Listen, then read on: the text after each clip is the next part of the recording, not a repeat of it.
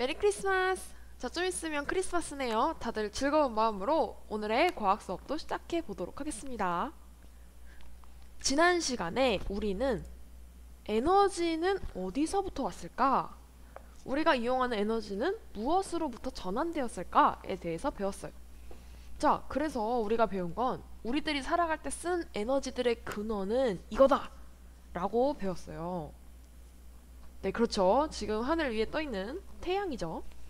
그래서 태양이 가지고 있는 에너지는 크게 두 개라고 했어요. 물질이 연소할 때 뭐랑 뭐를 낸다? 그렇죠. 빛과 열을 낸다. 빛 에너지 먼저 볼게요. 자, 태양이 빛 에너지를 내니까 이걸 가지고 누가 광합성을 한다? 그렇죠. 식물이 광합성을 한다. 이건 어떤 에너지? 화학 에너지. 그래서 그 다음에 누가 얘네를 먹죠? 그렇죠. 초식 동물들이 또 먹습니다. 먹는 건 소화시키는 거니까 소화는 화학 에너지. 네, 다음은 누구겠어요? 맞아요. 육식 동물이 화학 에너지를 낸다. 이걸 통해 알 수 있었던 것은 생물은 태양에 무슨 에너지로 살아간다? 빛 에너지로 살아간다 라는 걸 알 수 있었고, 또 다른 예시로 여기 이 태양광 에너지 저장 장치도 있다고 했었어요. 다음은 태양의 열 에너지 볼게요. 자, 태양 열 때문에 물이 어떻게 된다? 증발한다. 증발하면 얘네는 위로 올라간다. 위로 올라가니까 어떤 에너지? 위치 에너지. 자, 그래서 이걸 가지고 발전기에서 전기 에너지를 돌린다. 까지가 지난 시간 내용이었어요. 그래서 뭐 알겠어. 에너지들이 있는 건 알겠는데 우리가 흔히 쓰는 자원들을 한번 먼저 생각해 볼게요. 자, 우리가 태양은 당분간 없어질 일이 없지만 그 밖에 쓰는 에너지가 또 뭐가 있을까요? 지난 시간에 선생님이 이 친구들은 사실 동물이랑 식물에서 나왔어요 했던 친구들. 네, 예를 들면 석탄 나오니까 석유 나오겠죠. 그 다음에 우리가 또 많이 쓰는 게 천연가스. 이 LPG의 G가 가스입니다. 가스. 자, 이런 자원들이 있는데 이 자원들은 과연 우리가 몇 년이나 더 쓸 수 있을까요? 자, 우선 석탄은 몇 년이나 더 쓸 수 있을까? 지금부터 선생님이 보여준 자료는 현재 우리가 알고 있는 자원의 매장량이기 때문에 이러다가 뭐 나중에 더 파다 보니까 예를 들면 우리 초등학교 앞마당에서 갑자기 석유가 나왔어. 이런 석유가 더 생긴 거죠. 이런 거는 생각하지 않고 지금까지 발견된 양만 가지고 하는 얘기예요. 자, 먼저 석탄은요 120년 정도 더 쓸 수 있대요. 그러면 여러분들이 지금 13살이니까 130살 이상 사는 사람 아니면 별로 상관없겠네요. 다음에 석유는 50년 남았대요. 자, 그러면 이때부터 좀 문제인데, 그러면 대충 여러분들이 63세쯤 됐을 때부터 석유가 없어요. 천연가스는 한 60년 정도 남았대요. 자, 그러면 이제 이거는 나는 이때쯤 죽을지도 모르는데 여러분들은 살아있을 가능성이 높단 말이에요. 자, 여러분을 위해서라도 이번 단원 마지막 내용은 중요합니다. 자, 그래서 6차 시에 우리가 배울 내용은 이거예요. 에너지를 효율적으로 이용하려면 어떻게 해야 할까요? 에 대해서 하도록 하겠습니다. 과학책 112쪽에서 113쪽, 실험관찰책 57쪽 펴주세요. 그리고 이게 아마 유튜브로 선생님이 올리는 마지막 수업이 될 것 같아요. 다음 시간에는 이제 이학스터에서 만날 것 같아요. 자, 다 폈을까요? 그 전에 선생님이 지금 여기 오늘 배울 내용 중에 세 글자만 색깔을 다르게 표시해놨어요. 네, 효율적만 선생님이 다르게 표시해놨는데요. 먼저 이 말 뜻에 대해서 알아봅시다. 효율적으로 이용한다 라는 말의 뜻은 정확히 뭘까요? 자, 이런 거예요. 최소의 삐리리로 최대의 삐리리를 얻는다 라는 뜻이에요. 자, 최소의 에너지로 최대의 효과를 얻는다. 이게 우선 효율적이란 뜻입니다. 예를 들면 이런 거예요. 과학책 113쪽에 나와 있는 그림인데요. 자, 먼저 백열등을 볼게요. 백열등은 전기 에너지가 들어와서 빛 에너지로는 약 5%를 쓰고 그 나머지로는 열 에너지로 쓴대요. 자, 그럼 질문. 전체가 100%니까 빛 에너지가 5%면 열 에너지로는 몇 퍼센트가 가는 거죠? 네, 95%가 가는 거예요. 근데 우리 전구에서 열 날 필요가 있나요? 네, 없어요. 따뜻하고 싶었으면 난로를 썼겠지. 자, 그렇기 때문에 이 백열등은 효율이 좋다, 안 좋다? 그렇죠. 효율이 안 좋은 거예요. 다음 볼게요.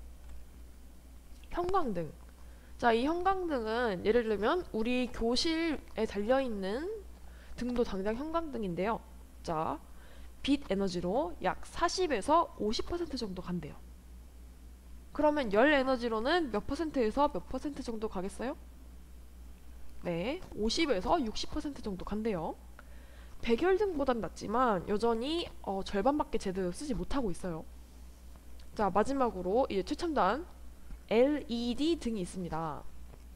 자, LED 등을 보면요, 얘는 빛 에너지가 약 90%, 그러니까 열 에너지가 10% 밖에 안 나가기 때문에 현재는 LED가 가장 좋은 등입니다. 그러면 우리가 에너지를 효율적으로 사용하려면 어떻게 해야 되겠어요? 그렇죠. 전등을 다 이 LED 등으로 바꿔주면 좋겠죠. 지금 여러분 방에는 어떤 등이 달려있는지 한번 보세요. 보고 아, 우리 집이 LED다 이러면 우리 집은 에너지 지킴이로군 생각하면 되고, 아닌 경우에는 내가 돈만 벌면 LED를 바꾼다 라고 생각을 해주면 좋을 것 같아요. 자, 좋아. 우리는 지금 전등 하나 배웠는데 또 우리가 생활에 쓰는 가전제품이 엄청 많잖아요. 얘네들은 좋은 건지 아닌지 어떻게 알 수 있을지 한번 봅시다. 자, 과학책 112쪽에 있는 그림인데요.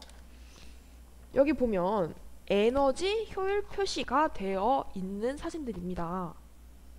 자, 우리가 밥솥을 봤어요. 밥솥을 봤는데 얘가 좋은 건지 나쁜 건지 알 수가 없잖아요. 그래서 우리 같은 소비자들을 위해서 정부에서는 에너지 소비 효율 등급을 표시를 하게 해뒀어요. 자, 얼핏 보기에도 1등급일수록 좋은 거겠어요, 나쁜 거겠어요? 네, 에너지 소비 효율이 높다는 것이고, 뒤에 빨간색 5등급으로 갈수록 에너지 소비 효율 등급이 낮은 겁니다. 자, 그 다음에 옆에 전자레인지 볼게요. 오른쪽에 있는.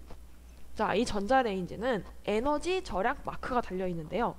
이 마크가 달려있을 때 역시 에너지가 잘 절약되고 있다 라는 것을 나타낸다고 합니다.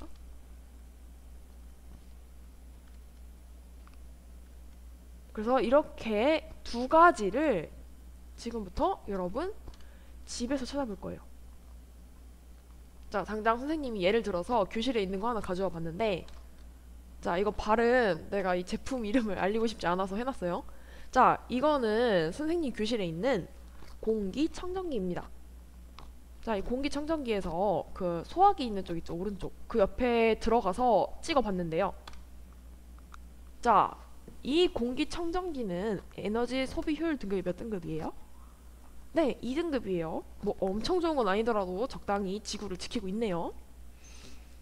이런 식으로 여러분들도 여러분 집에 있는 가전제품을 찾아서 조사를 해주면 됩니다. 자, 지금부터 선생님이 보여주는 거는 실험관찰 책 1번에 적을 내용인데요. 여기 써있는 거 쓰지 말고 여러분 집에 있는 걸 보고 썼으면 좋겠습니다. 지금 잘 해놔야 다음 시간에 편할 거예요. 자, 에너지 효율 표시가 붙어있는 전기기구를 조사해 써봅시다. 그래서 선생님은 아까 조사했던 공기청정기 2등급을 적어뒀어요. 다음에 에너지 절약인데요.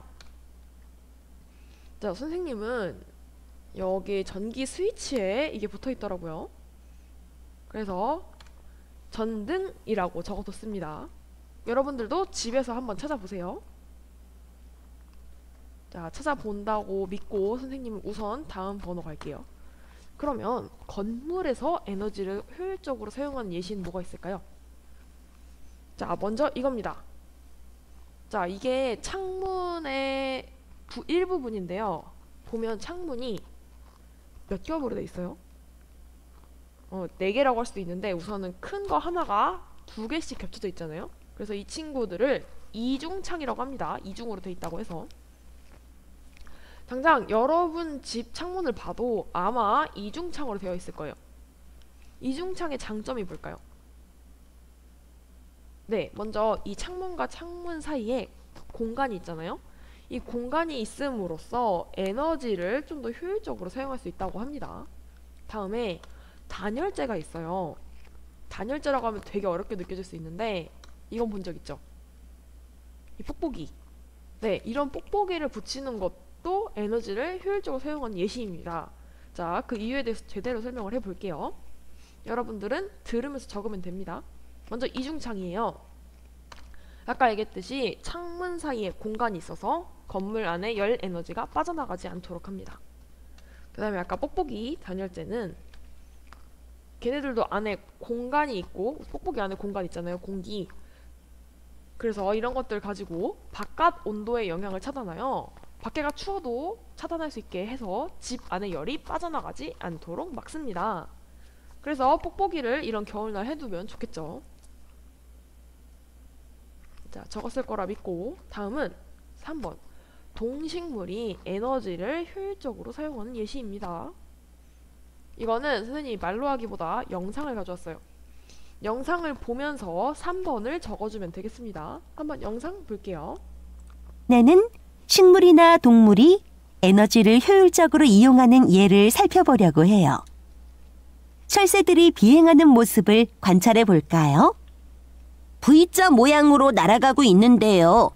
효율적 에너지와 어떤 연관이 있나요?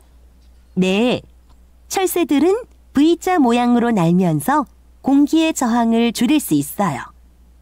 그 결과 적은 화학 에너지로 멀리 비행할 수 있죠. 그럼 식물의 효율적 에너지 이용에 대해서도 생각해 볼까요? 선생님, 식물의 겨울눈이요. 추위로부터 보호하기 위해 겨울눈을 만들잖아요. 네, 그렇습니다. 그럼 이것은 무엇일까요? 자고 있는 박쥐 같은데요? 그래요. 겨울잠을 자고 있죠. 이렇게 겨울잠을 잠으로써 불필요하게 소모되는 화학 에너지를 줄일 수 있어요. 선생님, 낙엽도 있잖아요. 네, 식물이 잎을 떨어뜨려 자신이 생존하는 데 필요한 에너지를 줄일 수 있어요. 불필요하게 소모되는 화학 에너지의 양을 줄이는 적절한 예가 되겠네요. 바람을 이용해서 먼 거리를 이동하는 갈매기도 적은 화학 에너지만으로 이동할 수 있어요. 훌륭한데요. 이외에도 물결을 따라 이동하는 해파리는 자연을 이용해 에너지 효율을 높이고 고래의 유선형의 몸도 물속에서 저항을 줄여주어 에너지 소모를 줄이는데 도움을 줍니다. 선생님, 우리가 알고 있는 많은 동물과 식물들이 자연을 이용해 에너지 효율을 높이며 살고 있었네요. 네, 자연을 이용해 에너지 효율을 높이며 살고 있었네요. 자, 기억나는 게 뭐가 있을까요? 당장 이 앞에 있는 고래. 고래도 유선형으로 간다. 또, 네, 낙엽도 화학 에너지를 줄이기 위해 떨어뜨린다. 식물의 겨울눈, 해파리 돌아다닌다. 뭐 이런 것들이 있었는데요. 자, 그래서 선생님은 두 개를 정해봤어요. 이거 말고 딴 걸 적어도 괜찮아요. 먼저 첫 번째로는 겨울눈을 적어봤습니다. 겨울눈의 비늘은 추운 겨울에 어린 싹이 열 에너지를 빼앗겨 어는 것을 막아준다 라고 적어놨고요. 다음에 겨울잠. 동물은 먹이를 구하기 어려운 겨울 동안 자신의 화학 에너지를 더 효율적으로 이용하고자 겨울잠을 자기도 한다. 이렇게 적어봤어요. 자, 거의 다 왔다. 자, 이제 마지막으로 실험관찰책 51쪽 57쪽 더 생각해볼까요? 인데요. 에너지를 효율적으로 이용했을 때 좋은 점이 뭔 것 같아요? 네, 난방비를 줄일 수 있다. 자원을 아낄 수 있다. 그리고 조금 더 심화적으로 들어가자면 전기 에너지를 만드는 과정에서 일어나는 환경오염을 줄일 수 있다. 이 정도 적으면 될 것 같아요. 이렇게 되면 자연스럽게 실험관찰책 57쪽이 풀렸을 거고요. 아직 안 푼 사람들은 마저 풀면 되겠습니다. 그래서 다음 시간에는요, 우리 집의 에너지 이용 실태 취재하기를 할 거예요. 원래는 우리 학교인데 우리 학교에 올 일이 없잖아요. 그러니까 우리 집의 에너지 이용 실태 취재하기를 할 거예요. 자, 선생님이랑은 여기서 안녕 할 건데요. 여러분들은 자, 이게 몇 쪽이더라? 116쪽. 과학책 116쪽을 펴보면 에너지를 효율적으로 이용하는 건축물이란 내용이 있어요. 여러분들은 이것과 관련된 영상 2개를 선생님이 준비해 놨으니까 그걸 마저 보면 되겠습니다. 자, 그러면 다들 메리 크리스마스고 선생님이랑은 여기서 안녕하도록 하겠습니다. 메리 크리스마스!